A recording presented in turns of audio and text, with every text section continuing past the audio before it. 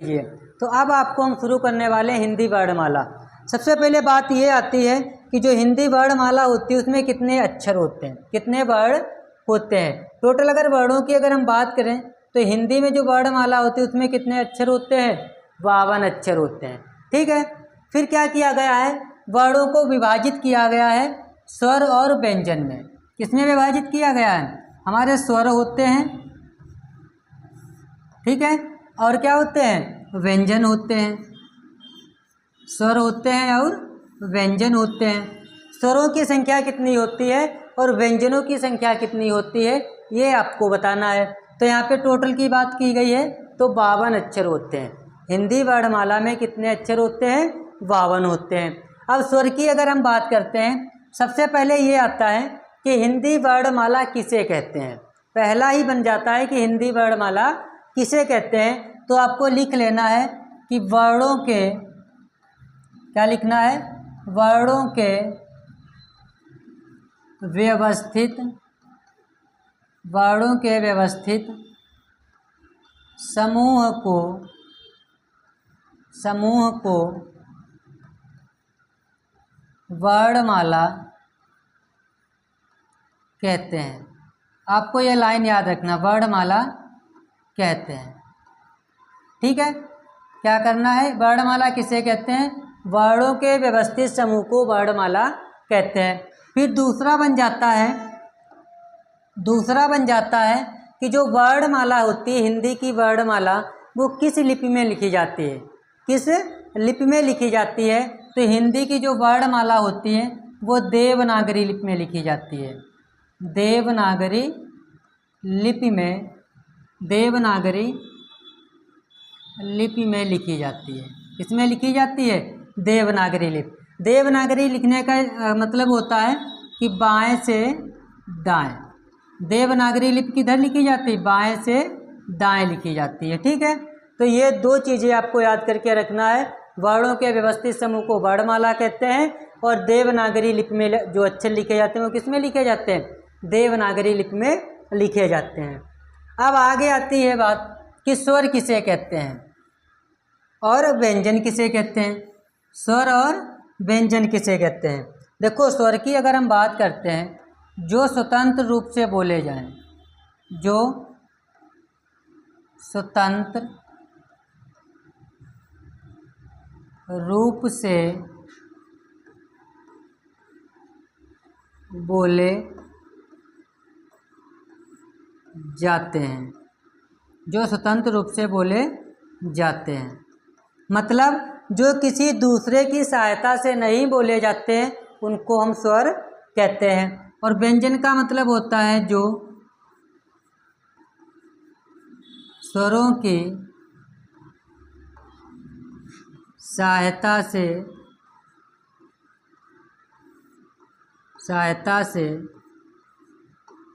बोले जाते हैं। जो स्वरों की सहायता से बोले जाते हैं उन्हें व्यंजन कहते हैं। उनको क्या कहते हैं, उनको व्यंजन कहते हैं।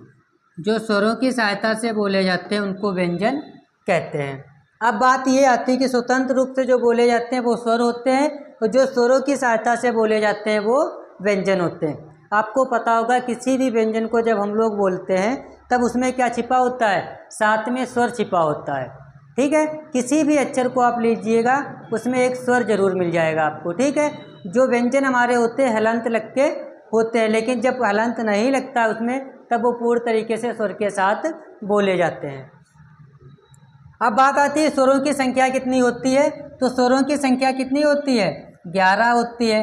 अगर 2 अयोग व मिला दिए जाए तो 13 हो जाती है। तो स्वरों की, मूल स्वरों की संख्या कितनी होती है, मूल स्वर जो हमारे होते हैं वो 11 होते हैं। अगर उसके बाद अयोग व मिला दिए जाएं, अयोग व मिला दिए जाएं, इनकी संख्या 2 होती है। तो टोटल स्वरों की संख्या कितनी हो जाती है, 13 हो जाती है। तो मूल स्वरों की संख्या हमारी कितनी होती है, 11 होती है। ऐसे व्यंजन की अगर हम बात करते हैं, व्यंजनों के मूल व्यंजन जो हमारे होते हैं, मूल व्यंजन, उनकी संख्या कितनी होती है, 33 होती है। कितनी होती है? 33। अगर इसी में द्विगुण व्यंजन मिला दिए जाए, कौन से मिला दिए जाए? द्विगुण व्यंजन मिला दिए जाए जिनकी संख्या 2 होती है, तो टोटल कितने हो जाते हैं? 35। ठीक है, तो मूल व्यंजन जो होते हैं वो 33 होते हैं। अगर द्विगुण व्यंजन को मिला दिया जाए तो हो जाते हैं हमारे 35 हो जाते हैं। अब बात आगे करते हैं कौन कौन से स्वर हमारे होते हैं। ठीक है, अब स्वरों की अगर हम बात करते हैं, स्वर की अगर हम बात करते हैं तो कौन कौन से हमारे स्वर होते हैं उनको एक बार हम लिख लेते हैं। ठीक है, जो हमारे स्वर होते हैं उनको हम आपके सामने लिख रहे हैं। ठीक है, उनको हम आपके सामने लिख रहे हैं ताकि आप पहचान जाओ। पहचानने का तरीका यही, छटा, बड़ा, छुटी, बड़ी, छटोऊ, बड़ोऊ, रीर। ठीक है, फिर ए, ए, उसके बाद औ और औ। ये हमारे स्वर होते हैं, ये हमारे मूल स्वर होते हैं जिनकी संख्या 11 होती है। अगर आपको 13 बनाना है तो आपको अंग और आहा, ये विसर्ग वाला, ये आपको जोड़ देना है तो आपके हो जाते हैं 13 हो जाते हैं। ठीक है, तो टोटल स्वरों की संख्या मूल स्वरों की 11, अगर अयोग वा को जोड़ दिया जाए तो 13 हमारे हो जाते हैं। अब स्वरों को विभाजित किया गया है। दीर्घ स्वर होते हैं, ठीक है, दीर्घ स्वर होते हैं। उसके बाद दीर्घ स्वर के बाद में आता है हस्त स्वर होते हैं और एक प्लुप्त स्वर होते हैं। अब अगर इनकी हम बात करते हैं हस्त स्वरों की, तो हस्त स्वरों की संख्या कितनी होती है? 4 होती है। और दीर्घ स्वरों की संख्या जो होती है हमारी, दीर्घ स्वरों की संख्या जो हमारी होती है वो 7 होती है। ठीक है, तो ये हमारे हो गए स्वर। उसके बाद आते हैं हमारे व्यंजन। व्यंजनों की संख्या होती है 33 और 2 अगर द्विगुण व्यंजन को मिला दिया जाए तो हो जाते हैं हमारे 35 हो जाते हैं। ठीक है, अब अगर हस्त स्वरों की बात करते हैं तो वो कौन कौन से होते हैं? हस्त स्वरों की अगर हम बात करते हैं तो वो कौन कौन से होते हैं? तो हस्त स्वर की अगर हम बात करें, हस्त स्वर की अगर हम बात करते हैं तो कौन कौन से होते हैं? हस्त स्वरों की संख्या 4 होती ना, तो वो कौन कौन से हमारे होते हैं? छठा आ होता है, छुट्टी ई होती है, छठो ऊ होता है और रीर होता है। छठा आ होती है, छुट्टी ई होता है, छठो ऊ और रीर। ये जो हमारे होते हैं 4 हस्त स्वर होते हैं। कितने होते हैं? 4। और जो बच जाते हैं वो हमारे होते हैं दीर्घ स्वर।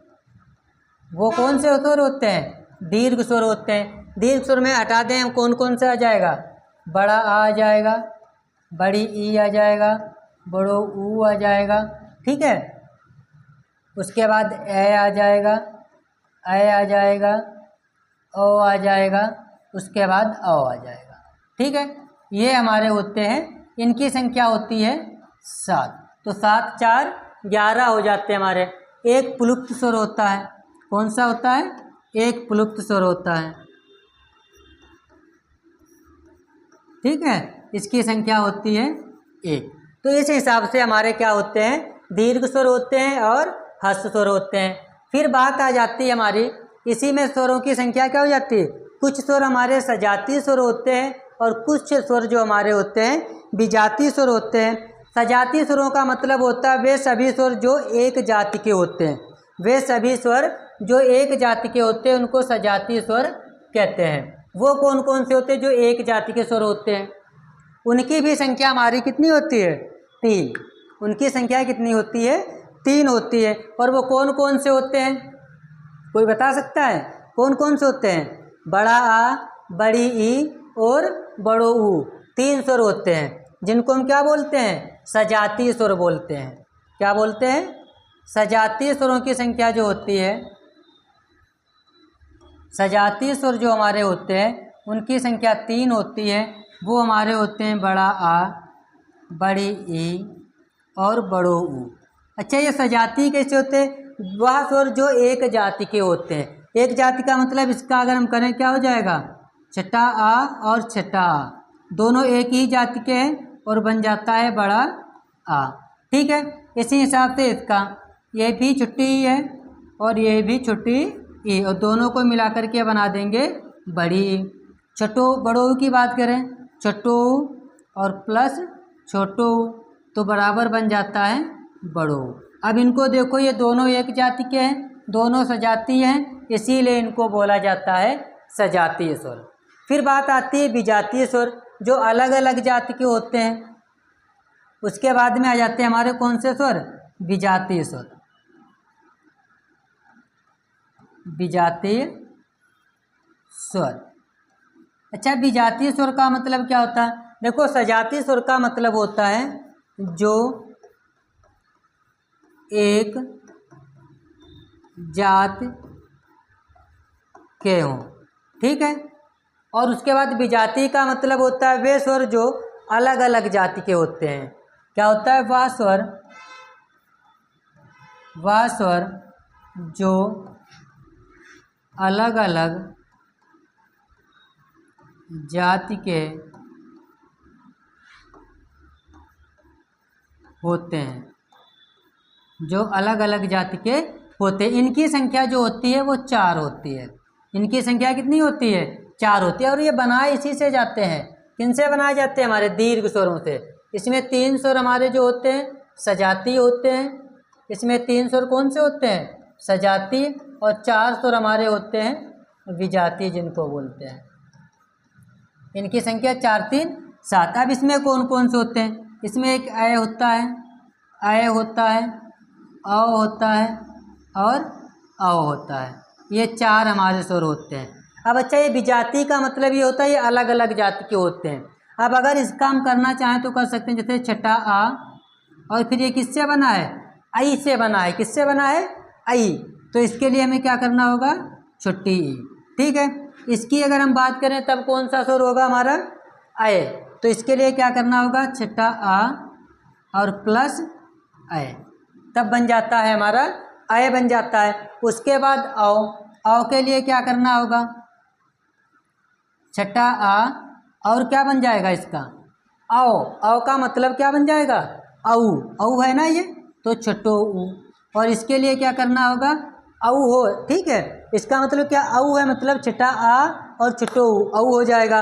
उसके बाद आओ है ये, तो इसका मतलब क्या होगा? छठा आ और प्लस औ। ये हमारे होते हैं विजातीय स्वर, जो अलग अलग बने होते हैं। इन्हीं को हम क्या बोलते हैं? संयुक्त स्वर भी बोलते हैं, जो किसी 2 स्वरों को मिला करके एक स्वर बन जाता है। इन्हीं को क्या बोलते हैं? संयुक्त स्वर भी बोलते हैं, जिनकी संख्या 4 होती है। इस तरीके से ये हमारे विजातीय स्वर होते हैं और ये हमारे सजातीय स्वर होते हैं। तो स्वरों की संख्या कितनी होती है? 11 होती है। अगर अयोग वा को मिला दिया जाए तो 13 हो जाती है। तो अयोग वा के लिए हमने बताया, इसको हम क्या बोलते हैं? इस अक्षर को बोलते हैं अयोग वा, ठीक है। ये हमारा होता है अयोग वा, और ये हमारा होता है अनुस्वार। ये हमारा क्या होता है? अनुस्वार होता है, ठीक है। अब अनुस्वार अयोग वा मतलब ये नासिक से बोला जाता है और ये कंठ से बोला जाता है। तो इन स्वरों को आपको याद करके रखना है, कौन से सजातीय होते हैं, कौन से विजातीय होते हैं, कौन से दीर्घ स्वर होते हैं, कौन से हर्ष स्वर होते हैं, ये आपको पता होना चाहिए, ठीक है। मूल स्वरों की संख्या कितनी होती है?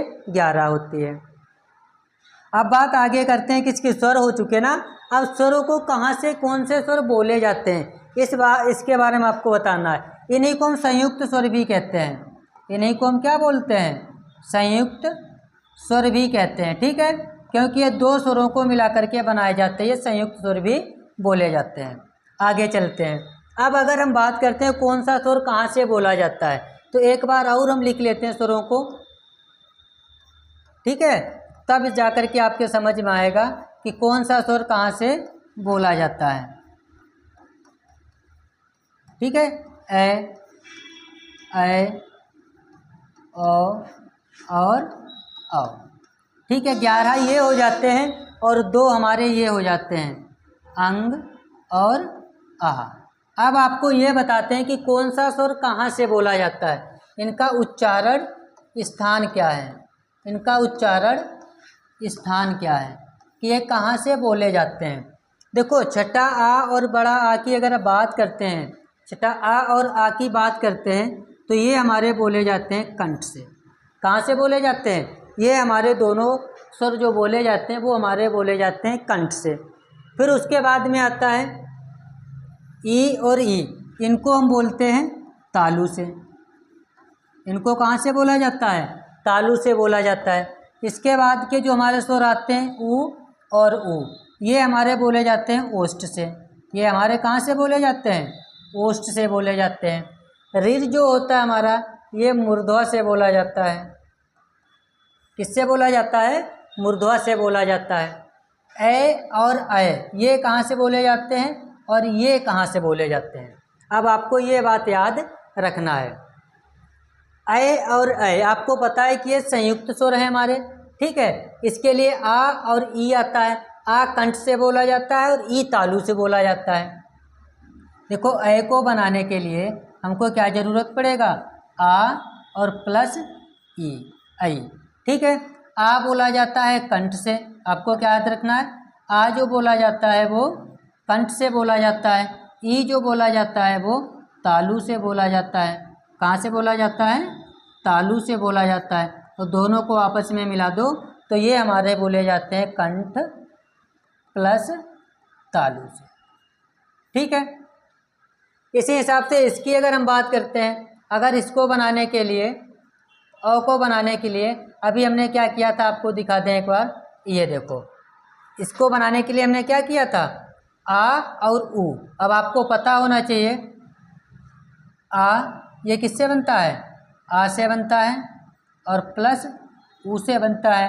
आ कहाँ से बोला जाता है? कंठ से बोला जाता है। ऊ कहाँ से बोला जाता है? ओष्ठ से बोला जाता है। याद रखना, आ कंठ से बोला जाता है और ऊ ओष्ठ से बोला जाता है। तो ये हमारे जो हो जाते हैं कंठ प्लस ओष्ठ से, कंठोष्ठ जिसको बोलते हैं, ठीक है, कंठ प्लस ओष्ठ से। तो इस हिसाब से जो हमारे स्वर होते हैं 11, इनको हम कहाँ से बोलते हैं? कंठ तालु ओष्ठ मूर्धवा, कंठ तालु और कंठ ओष्ठ से बोला जाता है। फिर बात आती है इसको हम क्या बोलते हैं? ये हमारा होता है अनुनासिक। कहाँ से बोला जाता है? ये हमारा बोला जाता है नासिक से, ठीक है। और ये हमारा बोला जाता है कंठ से, ठीक है। कहाँ से बोला जाता है? कंठ से बोला जाता है। तो ये आपको याद करके रखना, ये नासिक से बोला जाता है। इसे अयोगवा भी बोलते हैं, इसको अयोगवा बोलते हैं, ठीक है। विसर्ग के लिए यूज किया जाता है। और इसको अनुस्वार बोलते हैं, जो अंक की बिंदी के लिए यूज किया जाता है, इसको अनुस्वार बोलते हैं, ठीक है। और बोलने का उच्चारण स्थान नासिक और इसका कंठ का होता है, अंक का होता है कंठ। तो इस हिसाब से जो हमारे स्वर थे इनको हमने कंप्लीट किया। अब बात आगे आती है हमारी व्यंजनों की, ठीक है। अब व्यंजन पर अगर आपको लेकर के चलते हैं तो आपको व्यंजन के बारे में पता होना चाहिए। तो व्यंजन हमारे कौन कौन से होते हैं, फिर उसके बाद एक हमने PDF बनाई है, उसको लेकर के आपको हम बताएंगे।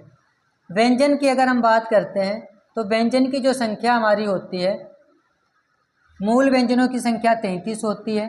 अगर इसमें द्विगुण व्यंजनों को मिला दिया जाए तो टोटल कितनी हो जाती है? 35 हो जाती है, ठीक है। टोटल कितनी हो जाती है? 35 हो जाती है। अब इसमें कौन कौन से व्यंजन होते हैं याद रखिएगा। इसमें स्पर्श व्यंजन होते हैं। कौन से व्यंजन होते हैं? स्पर्श व्यंजन होते हैं। स्पर्श व्यंजन की अगर हम बात करते हैं वो 25 होते हैं। इनकी संख्या कहाँ से कहाँ तक? का से माँ तक होती है। इनकी संख्या कितनी होती है?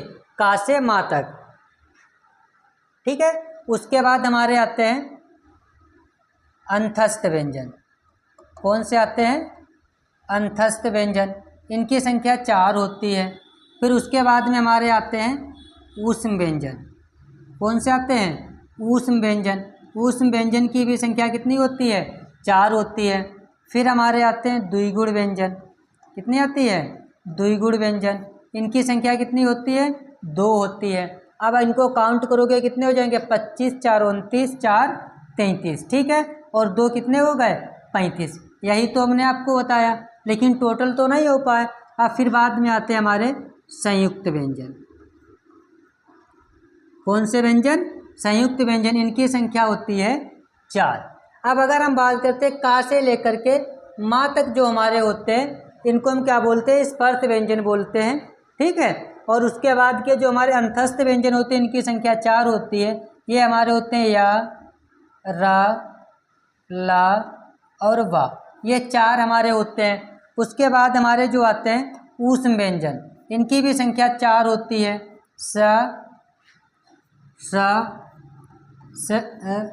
फिर उसके बाद हा, इनकी संख्या भी 4 होती है। द्विगुण व्यंजनों की बात करें इनकी संख्या 2 होती है, डे और ढ होती है। संयुक्त व्यंजन की संख्या होती है 4,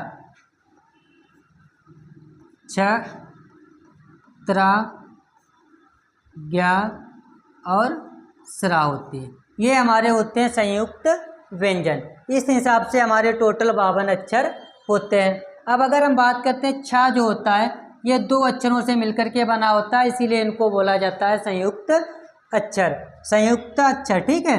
तो इनकी इसको बनाया जाता है क और से, ठीक है। इसको जो बनाया जाता है इसको बनाया जाता है तय और प्लस रा से, ठीक है, संयुक्त अक्षर होते हैं। इसको बनाया जाता है जय प्लस यहाँ से, ठीक है। और जो स्रा होता है हमारा ये बनाया जाता है से और प्लस रा से, ये होता है हमारा स्रा। तो इस हिसाब से जो हमारे अक्षर होते हैं संयुक्त अक्षरों की संख्या 4 होती है। कौन किससे मिलकर के बना ये आपको याद करके रखना है, पूछा जाता है, ठीक है। इम्पोर्टेंट चीज़ है कि कौन सा अक्षर किन को मिला करके बनाया गया है, ठीक है। अब हमने एक PDF बनाई है, उस PDF के द्वारा आपको हम बताते हैं कौन से हमारे ऊष्म व्यंजन, उनका क्या क्या कहाँ से बोले जाते हैं। उसके बाद बोले जाते हैं हमारे क्या, उनको अल्पप्राण, महाप्राण, ठीक है, अघोष, सघोष, कौन कौन से होते हैं। अब आपको हम बताते हैं PDF के द्वारा। अब यहाँ से शुरुआत करते हैं हम लोग हिंदी वर्णमाला की, ठीक है। जो भी चीज़ें हमने आपको बताई वो चीज़ें यहाँ पर भी आपको मिलने वाली हैं। अब अगर हम यहाँ पे देखते हैं हिंदी वर्णमाला में अक्षरों कितने कुल वर्ण होते हैं, 52। स्वरों की संख्या होती है 11 और 2 को मिलाकर के हो जाती है 13। मूल व्यंजनों की संख्या होती है 33। कुल हमारे हो जाते हैं 39। कितने हो जाते हैं, 39 हो जाते हैं। 39 होने के लिए स्पर्श व्यंजनों की संख्या 25, अंतस्थ व्यंजनों की संख्या 4, ऊष्म व्यंजनों की संख्या 4, संयुक्त व्यंजनों की संख्या 4 और द्विगुण व्यंजनों की संख्या 2 होती है हमारी, ठीक है। ये आपको हमने पूरा कंप्लीट किया है कि कौन से कौन हमारे स्वर होते हैं, कितने संयुक्त स्वर होते हैं। उसके बाद में आते हैं वर्णमाला पे स्वरों की संख्या। यहाँ पे हस्त स्वरों की संख्या 4, ठीक है, दीर्घ स्वरों की संख्या 7 होती है और प्लुप्त स्वरों की संख्या 1 होती है। मूल दीर्घ स्वर हमारे 3 होते हैं, संयुक्त स्वर जो हमारे होते हैं वो 4 होते हैं। ये हमने आपको बताया कि कौन सा स्वर किससे मिलकर के बना होता है। उसके बाद आ जाते हैं व्यंजन पर। मूल व्यंजनों की संख्या 33 होती है और टोटल हमारे कितने होते हैं, 39 होते हैं। स्पर्श व्यंजन, अंतस्थ व्यंजन, ऊष्म व्यंजन, हमने आपको बताया स्पर्श व्यंजनों की संख्या कितनी होती है, 25 होती है। अंतस्थ की संख्या कितनी होती है, 4 होती है, या, रा, ला, वा होती है। ऊष्म व्यंजनों की संख्या सा और हा होती है। उसके बाद इसी में हमारा आता है द्विगुण व्यंजन। कौन सा आता है, द्विगुण व्यंजन, जिनकी संख्या 2 होती है। फिर उसके बाद आते हैं संयुक्त व्यंजन, उनकी संख्या भी कितनी होती है, 4 होती है। तब मिला करके हमारे कितने हो जाते हैं, 39 हो जाते हैं। अब आगे चलते हैं, यहाँ पे लिखा संयुक्त व्यंजन। संयुक्त व्यंजनों की संख्या कितनी है, 4। अब इसको बनाने के लिए हमने अभी आपको बताया का प्लस सा। त्रा के लिए क्या होना चाहिए, तय प्लस रा। ज्ञा के लिए क्या होना चाहिए, जय प्लस य, ठीक है। सरा के लिए से प्लस रा। ये होते हैं हमारे संयुक्त अक्षर जो 2 व्यंजनों को मिला करके बनाए जाते हैं। द्विगुण व्यंजनों की संख्या हमारी कितनी होती है, 2 होती है, डे और ढ होती है, ठीक है। फिर आगे चलते हैं, आगे क्या लिखा, आगत व्यंजन। आगत व्यंजन जो हमारे होते हैं इनकी संख्या कितनी होती है, 2 होती है। आगत का मतलब होता है आया हुआ। जो अरबी और फारसी से शब्द आए हैं, अरबी और फारसी से शब्द आए हैं उनको बोलते हैं हम आगत व्यंजन। द्विगुण व्यंजन और उत्क्षिप्त व्यंजन दोनों, देखो जो हमारे द्विगुण व्यंजन होते हैं उन्हीं को हम क्या बोलते हैं, उत्क्षिप्त व्यंजन बोलते हैं। इनकी संख्या कितनी है, 2 है। उसके बाद आगे चलते हैं। अब बात करते हैं अल्पप्राण और महाप्राण की। अल्पप्राण और महाप्राण की। यहाँ पे क्या लिखा 1 2 3 नहीं 1 3 5, यहाँ पे क्या लिखा 2 और 4। इसका मतलब होता है कि जो हमारी वर्णमाला होती है जिसे क्या लिखा जाता है का, ख, ग, घ, ङ। ठीक है। अब इसमें पहली लाइन हमारी ये है, दूसरी ये है, तीसरी ये, चौथी है और पांचवी ये है। ठीक है। अब यहाँ पे जो पहली तीसरी किसकी बात हो रही है, पहली तीसरी और पांचवी जो लाइन होती है हिंदी वर्णमाला में जो स्पर्श व्यंजन होते हैं उनको हम अल्पप्राण कहते हैं।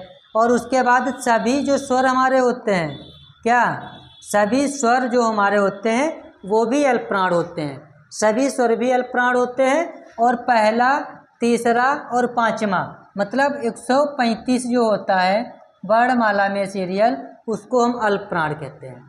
ठीक है। उनको हम क्या बोलते हैं, अल्पप्राण बोलते हैं, 1 3 5 को। और जो सभी स्वर होते हैं उनको भी हम अल्पप्राण कहते हैं। ठीक है। उसके बाद या, रा, ला, वा, ये हमारे होते हैं अंतस्थ व्यंजन। ये हमारे कौन से होते हैं, अंतस्थ व्यंजन। इनको भी हम क्या बोलते हैं, अल्पप्राण बोलते हैं। अंतस्थ व्यंजन को भी हम अल्पप्राण बोलते हैं। फिर बात आती है महाप्राण की।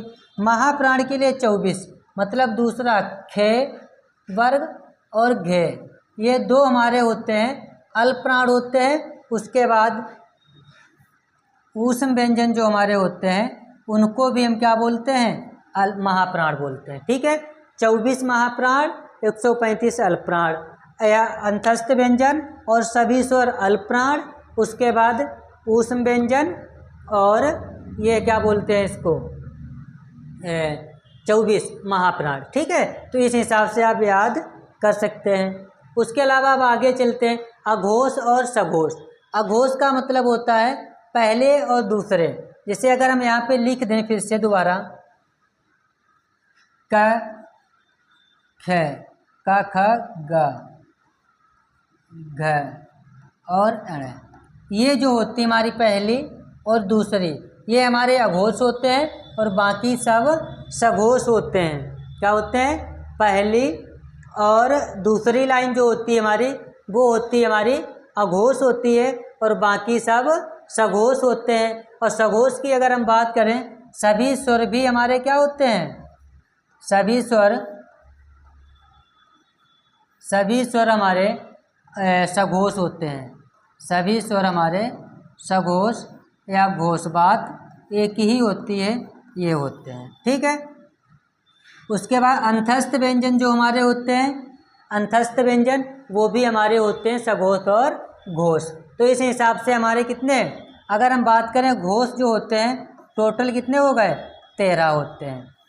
घोष की जो संख्या होती है, अघोष की जो संख्या होती है वो टोटल 13 होती है और बाकी सब होते हैं हमारे सघोष।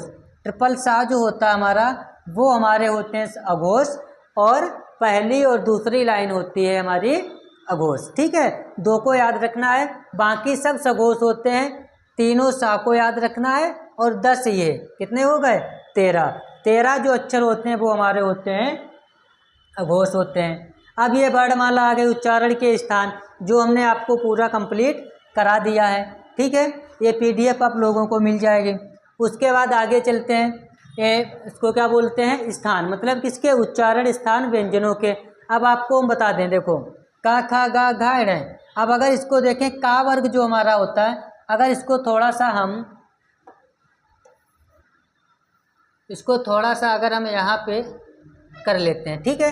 अब इसको थोड़ा सा करते हैं, इसको थोड़ा सा बना लेते हैं कि कौन से अघोष और कौन से सघोष। अगर हम देखा जाए, यहाँ से क्या होता है, अल्पप्राण, पहला अल्पप्राण होता है। ठीक है। फिर दूसरा हमारा महाप्राण होता है। फिर हमारा अल्पप्राण होता है। ठीक है। फिर हमारा महाप्राण होता है। आप याद कर सकते हो इसे, अल्टरनेट होते हैं अल्प प्राण महाप्राण, फिर हमारे क्या होते हैं अल्प प्राण। ठीक है, फिर अघोष की अगर हम बात करते हैं, ये हमारा अघोष होता है, ये भी हमारा अघोष होता है। क्या होता है अघोष होता है। बाकी ये सघोष होता है, ये भी सघोष होता है, और ये भी हमारा सघोष होता है। ठीक है, इस तरीके से याद कर सकते हैं। अल्पप्राण क्या करना, अल्पप्राण पहली लाइन यहाँ पे फर्स्ट, सेकेंड, थर्ड, फोर्थ और फिफ्थ, अल्पप्राण महाप्राण, अल्पप्राण महाप्राण, अल्पप्राण। ठीक है, ठीक, उसके बाद क्या करना है अघोष अघोष, फिर सघोष सघोष सघोष। अब ये बात आती है, जो हमारा का वर्ग होता है वो कंठ से बोला जाता है। का वर्ग हमारा कहाँ से बोला जाता है, कंठ से बोला जाता है। चा वर्ग कहाँ से बोला जाता है, तालु से बोला जाता है। टा वर्ग कहाँ से बोला जाता है, मूर्धवा से बोला जाता है। ठीक है, ता वर्ग हमारा कहाँ से बोला जाता है, दंत से बोला जाता है। और पा वर्ग हमारा कहाँ से बोला जाता है, ओष्ठ से बोला जाता है। तो ये हमारे होते हैं का वर्ग कंठ से, चा वर्ग तालु से, टा वर्ग मूर्धवा से, ता वर्ग दंत से, और पा वर्ग ओष्ठ से बोले जाते हैं। उसके बाद जो हमारा पांचवा होता है, इसको हम अनुनासिक के व्यंजन भी कहते हैं। इनको क्या कहते हैं, नासिक के व्यंजन कहते हैं। ये इनके बोलने पर क्या होती है, हवा थोड़ी से नाक से भी निकलती है। ठीक है, इनको नासिक के व्यंजन भी कहते हैं। इन वालों को लास्ट जो पांचवी लाइन होती है उसको हम क्या कहते हैं, पंचमा अक्षर को नासिक के व्यंजन कहते हैं। ये आपको याद रखना है। बाकी ये याद रखना, का वर्ग कंठ से, चा वर्ग तालु से, टा वर्ग मूर्धवा से, ता वर्ग दंत से, और पा वर्ग ओष्ठ से बोले जाते हैं। अब आगे चलते हैं। अगर आपने इतना याद कर लिया हो, ना याद किया हो, आप उसको क्या कर लेना, रिवीजन कर लेना है। उसके बाद आगे चलते, उच्चारण स्थान कहाँ पे, अंतस्थ व्यंजन। कितनी संख्या बताई थी अभी हमने, 4 बताई थी।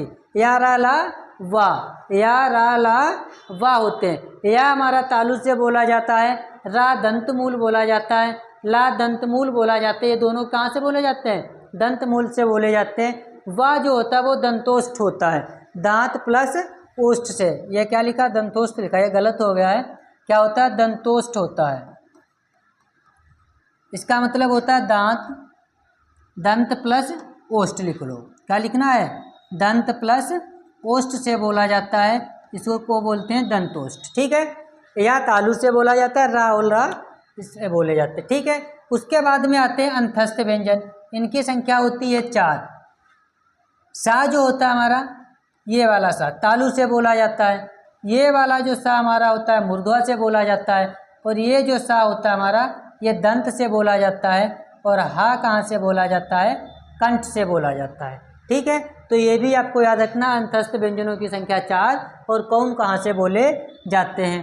अब बात करते हैं या और वा की। ठीक है, इन्हीं को हम अर्ध स्वर भी कहते हैं। इनको हम क्या कहते हैं, अर्ध स्वर भी कहते हैं। उसके बाद जो रा हमारा होता है वो लुंठित होता है, और ला जो हमारा होता है वो पार्श्विक होता है। क्या होता है, पार्श्विक होता है। इस तरीके से आपको याद रखना है। ठीक है, तो ये हमारी पूरी थी वर्णमाला। हिंदी की वर्णमाला से जो कुछ भी पूछा जाएगा, जितना हमने आपको अभी तक बताया है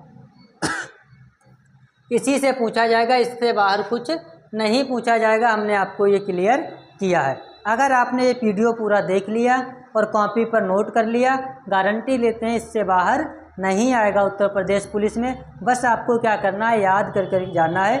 ये नहीं करना वीडियो देखते रहें। मान लिया हमारा वीडियो है, किसी दूसरे का भी वीडियो देखा, देखते चले गए, बस उसके बाद छोड़ दिया। क्या करना है, आपको हर एक एक चीज़ को याद रखना है, जिस तरीके से हमने आपको ये कराया है। ठीक है, हर एक चीज़ हमने आपको बताई वर्णमाला में कि कौन सी चीज़ कहाँ पे आती है, उसको कहाँ से बोला जाएगा, कितने व्यंजन होते हैं, कौन कौन से होते हैं, ये सब कुछ हमने आपको क्लियर किया है। ठीक है, कितने अल्पप्राण, कौन से अघोष, कौन से सघोष, ये सब कुछ हमने आपको करा दिया है। ठीक है, अब आपकी जिम्मेदारी ये बनती है कि आप इसको क्या करेंगे, आप इसको याद करेंगे, एक कॉपी पर लिखेंगे और तब जा कर के आप एग्ज़ाम देने जाएंगे। बाकी एग्ज़ाम की डेट आपको पता ही होंगी उत्तर प्रदेश पुलिस की कि कब से स्टार्ट हो रहे हैं, 23, 24 और 25, ठीक है, यही है ना। उसके बाद 2 डेट्स और हैं, कौन सी, 30 और 31। उसके बाद और एक नोटिफिकेशन आ चुका है कि जो पेपर हमारा होगा यूपी पुलिस का वो 2 शिफ्ट में होगा। कितनी शिफ्ट में होगा, 2 ही शिफ्ट में होने वाला है। एक मॉर्निंग की शिफ्ट रखी गई है सुबह और एक इवनिंग की शिफ्ट रखी गई है शाम को, ठीक है। तो 2 शिफ्टों में एग्ज़ाम होने वाला है, ये आपको याद करके रखना।